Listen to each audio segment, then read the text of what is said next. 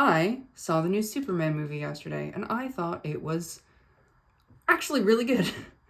It's the first time I've seen a superhero movie in theaters since Across the Spider-Verse, and that was like more than a year ago. So like I'm not huge on superhero movies today.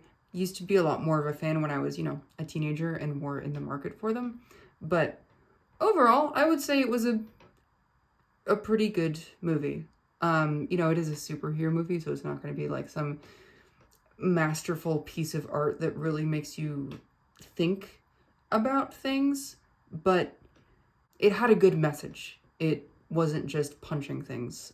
And one of those messages being that, like, being human is making mistakes and choosing to be better. And I think that's a cool and good message.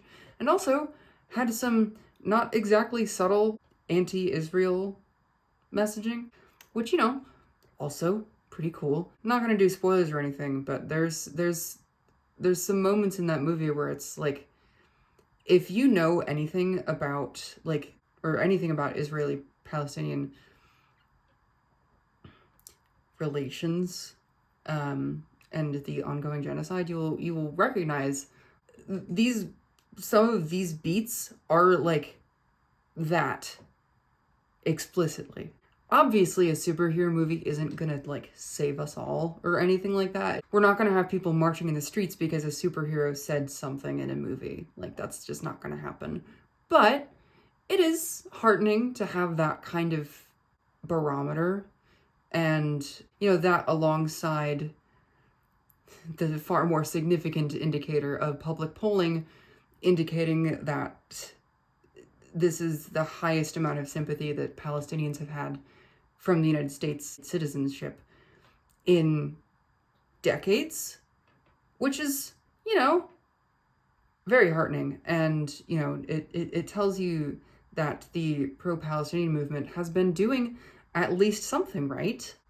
As ever, there's a lot of discourse whenever a movie comes out because it's the fucking internet. And it got me thinking about this idea of let's not get political, especially when it comes to art. Like, all art is political. Politics is every person's relation to power, not just whoever gets voted in every 4 years. A story doesn't suddenly become political just because it references elected office or what have you. Even putting aside what events take place in stories, who gets to tell these stories and what voices get heard is inherently political, because generally, if you have less power in a society, you are going to have less resources to, I don't know, promote a book or a movie or any kind of art that you make. And furthermore, you are less likely to be listened to.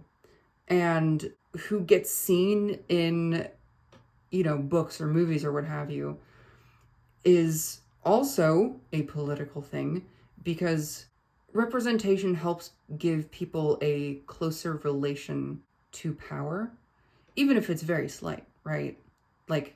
Just normalizing seeing someone who isn't, a straight, able-bodied white man makes it even just that much more acceptable or likely for someone who is not one of those things to have some kind of hold on the levers of power.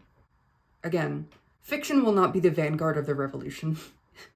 We're not just gonna suddenly walk into this utopia just because we wrote enough books about it, But ultimately, fiction both reflects our reality and helps us to shape what our reality becomes.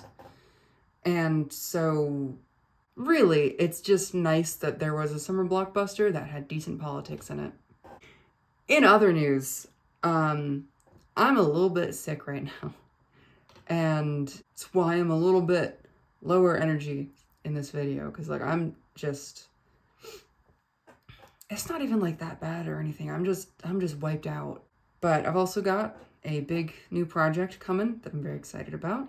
And probably not this week, but hopefully next week it will be out. And new videos Monday through Friday this week as well.